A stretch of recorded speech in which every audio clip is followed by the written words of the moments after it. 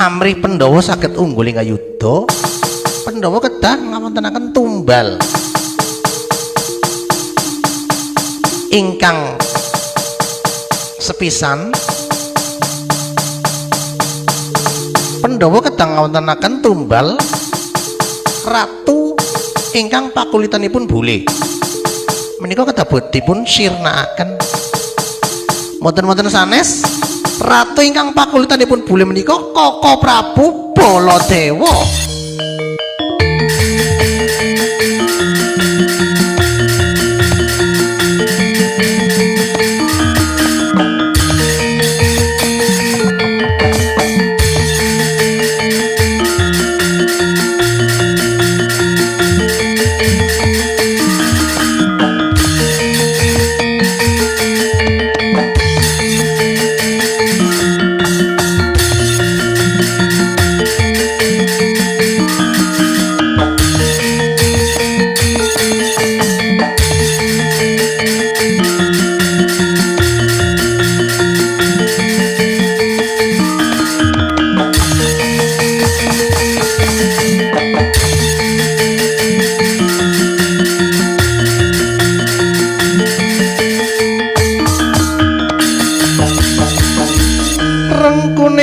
Netra kang kingking lir sutama surem sorote tan padang leliwangan limut tekung rayung-rayung yang ranuwi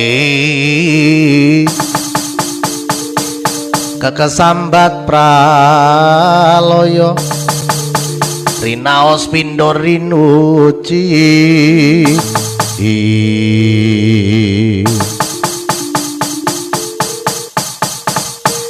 Kaka Prabu mboten nyono mboten ngira menawi tumbalipun kedah ngawontenaken tumbal pakulitan ratu pakulitan bule Kaka Prabu. Mekaten inggih Yai Sinuwun, sampun mboten perlu wikiringa-ringa.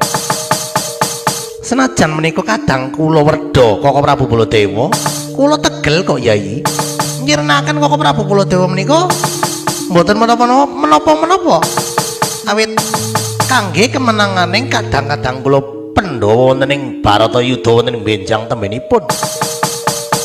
Yai Janaka nuwun dawuh pangandika Kaka Prabu. Ora usah kaken gagang, kedawan gagang akan satur. Dino iki budal mangkat